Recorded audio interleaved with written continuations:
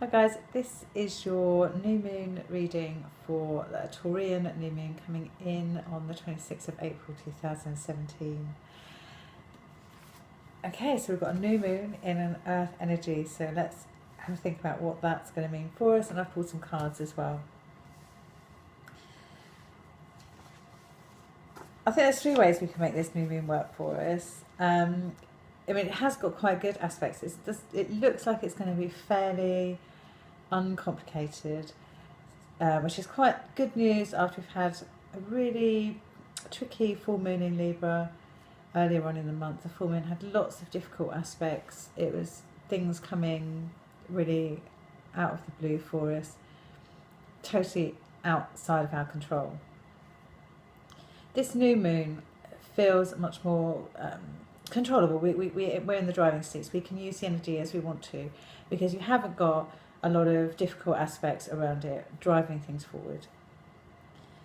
Kind of fits in quite well with the Taurian energy, quite a nice grounding earth uncomplicated energy too. So I think it's going to be quite a good new moon to put in place long-term commitments and use that energy. Really obviously great for Taurians. They've got the sun and the moon in their sign this month, so certainly for Taurians and any earth signs, if you've got your most important projects start with this new moon. You've also got Venus going direct as well, which is the Taurian ruler, so it's perfect time for Taurians to put their really important projects in place. So there's a few ways we could use this new moon. Personally, I'm going to use it to recommit to some lifestyle changes and health goals that I put in place at the Aries new moon. Aries energy comes in, it's a strong fire energy, it gives you a lot of enthusiasm to start off with, but it does have a tendency to burn itself out, and I do feel that I'm feeling that a little bit. So I'm going to use the Taurian energy to recommit to my lifestyle changes, and it's a great time once you've made that good start. You have a different kind of sense to driving that forward to make it into a long-term habit that never ever changes. And earth energy is really, really good at grounding changes in for the long term. So that's how I'm going to use this new moon. Also, we've still got a lot of things happening with relationships. You've still got Jupiter and Libra driving that.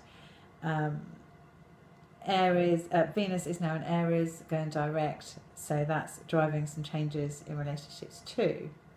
I think we all have a much better idea where we're going. A lot of the confusion and upheaval has already happened. This new moon will be a really good time to ground some of those changes that we've decided we need to make. So it's a good time to commit to someone. It's a good time to think of long-term commitments like marrying someone or getting engaged to them, or change your living arrangements, financial commitments too. So anything like that would be really good under this full moon, because you've just got that earth energy giving that long-term stability. If you want to meet somebody new, it's also quite a good time, because you've got Venus in Aries, which is quite honest, wears their heart on their sleeve, good fun, fire energy, and with the Taurian energy, you've got a good balance there, and they'll add that long-term commitment to that relationship, and they're also really charming and quite romantic as well, so it's quite a nice time to meet somebody new. The other area I think where this new moon we could use really effectively is around money and work and debt, and I've drawn some cards as well, and that comes up there as well. Taurians rule money, they love money, they understand money, they make sensible choices about money, and they're very good at accessing funds if they need financing. So anything like that, really good new moon for. So let's have a look at the cards. I was really pleased with this one. We came up the Prince of Discs, very first card. You've got the bull at the front. It's a really earth energy card with a lot of grounding.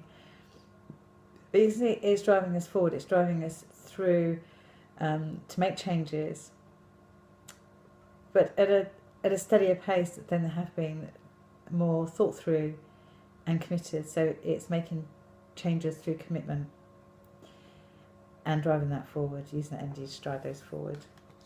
I like that card. Then we've had the Seven of Coins that came through reversed. Now this card often talks to us about other people's money or debt, money that is ours that we can't get hold of, money that we've banked but we can't access. It can be credit, it can be inheritance, but it talks to us about what we should have but we can't yet access. And I think this card is saying that this new moon with this Taurian energy would be a really good time to try and get money that we're owed, get funds that we need, and get on top of debts that are causing us a problem in our life, and that gives some really long-term stability to those changes. Then we've got the Death card, which talks to us as always about really, really big changes happening.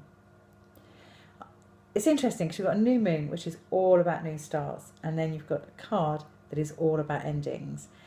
And I've read this as really talking to us about letting the past go, really cutting ties with the past. If we do want to move on and we really want to commit to long-term changes, long-term plans, then we have to let our past go to stop us dragging us back. We can't keep going back to the past. We've done a lot of this.